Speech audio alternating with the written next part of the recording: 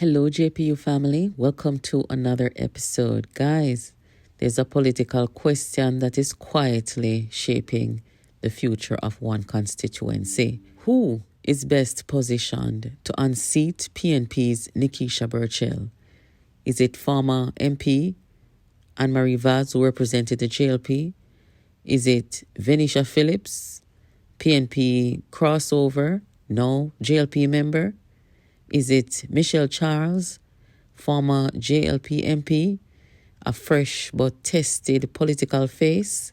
The truth of the matter is Nekiesha Burchell generates attention, but it's not the attention that professional women would want. The attention that only focuses on a reconstructed body more than anything that she will ever say. Let's talk about the Burchell factor. Nekiesha Burchell entered politics with some visibility, being connected to Peter Bunting, who was beaten by Rhoda Crawford in central Manchester to the point where he could not stay in the constituency and try to win back the seat. Now, when Burchell first came into politics, she seemed outspoken. She appeared confident in the way she spoke, and she is not afraid to enter a conversation. But here's the issue in politics. Visibility is not the same as viability. And over time, sections of the public have raised concerns, not necessarily about her presence, but about her approach, her messaging, and her judgment. She has a way of demeaning others when she speaks, and that's the whole tone of the People's National Party. She's done it with the Prime Minister's wife, talking about Yamhead, and she's done it with the now member of the JLP and former MP, Homer Davis, suggesting that he should not be in the constituency, and not understanding that he has a role to play as MP caretaker, just like she did before she became MP. She sexualizes everything. She recently said, she basically lied, that rumor has it she's dating the Prime Minister. She even suggested that Jamaica should portray our national hero, Sam Sharp, as a sex symbol. This was so offensive, I had to do a TikTok about it. Why isn't there a movie about Sam Sharp, this sexy man from over Catadupa, from over Croydon, and how he was being oppressed and then he used to thief out, go look for him girlfriend down there? So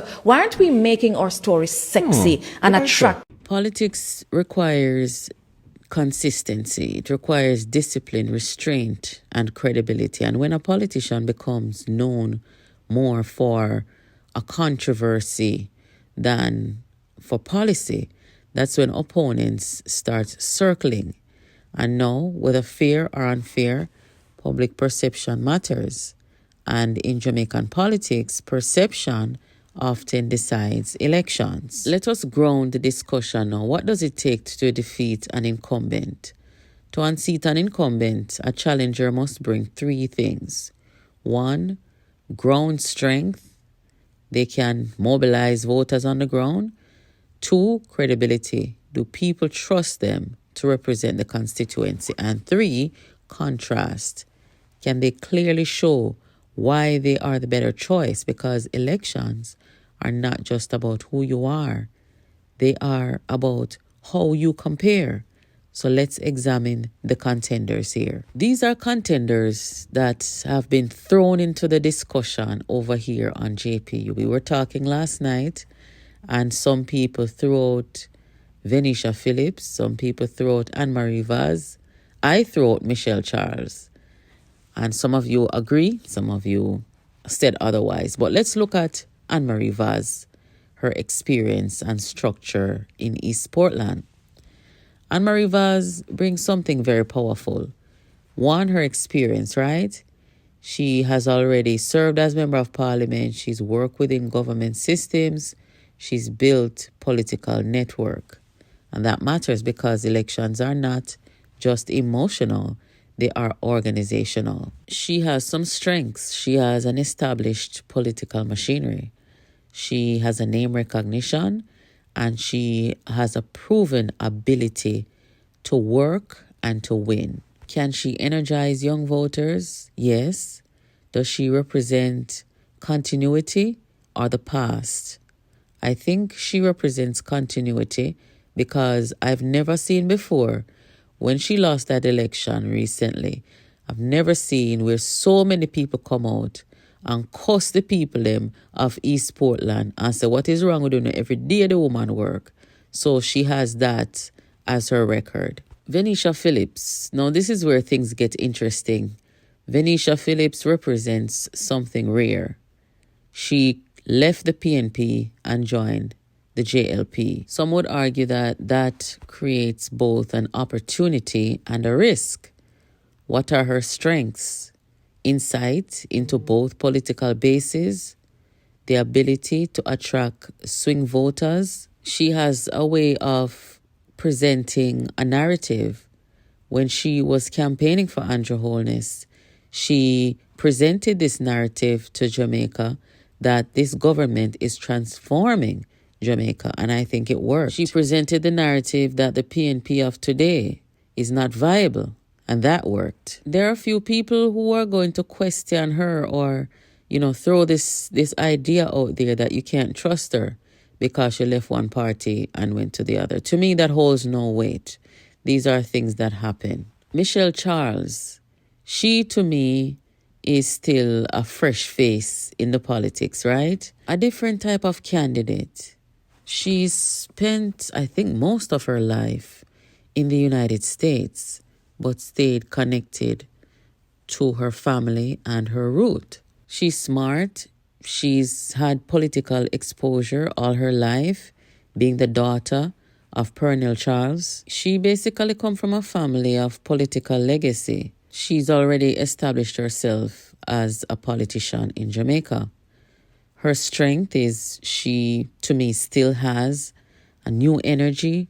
She doesn't have any political baggage. She has a potential appeal to emerging voters. Does she have any challenges?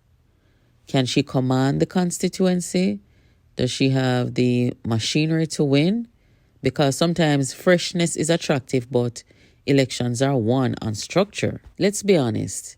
If an election were held today, who is best positioned to defeat Nekiesha Burchell? Is it Ann Marie Vaz, strongest on structure? Venisha Phillips, strongest on narrative disruption? Or Michelle Charles, strongest on future potential? Guys, what it really boils down to is not just who is strongest against Burchell, because really and truly, it depends on one thing and one thing only. It's what voters are prioritizing right now and at the time of an election. Burchell's seat is not decided yet, but one thing is clear. The political spotlight is now firmly on this constituency. And as the campaign unfolds, we will see who can turn opportunity into victory, because in politics, it's not who makes the most noise, it's who earns the most trust. The advantage that the JLP would have, and especially those who have already been in elections, the PNP cannot use the argument to say, well, Anmarie Vaz was in East Portland and she didn't win back. Or Venisha Phillips was up there and she never win back. Or Michelle Charles was there in St. Thomas and didn't win back. That argument cannot be used because Dayton Campbell, Ian Hales, Peter Bunting, and others did not win back, and they went to other constituencies and ran. What it will come down to is what Nekiesha Burchell promised the people. What has she done? And do they trust her? Guys, this is Jamaica Politics Uncovered. I would love to hear what you think. Thank you for watching. Make sure you hit the like button. Share it with somebody. I'll catch you in the next video. In a nation where every decision shapes the future, where power is tested and truth is questioned, this is where the stories unfold. The facts get examined, and the narratives get challenged. No bias, no fear, just real conversations about Jamaica's future. From the halls of power to the voices of the people, this is where Jamaica gets the full story. Jamaica Politics Uncovered, hosted by Natalie.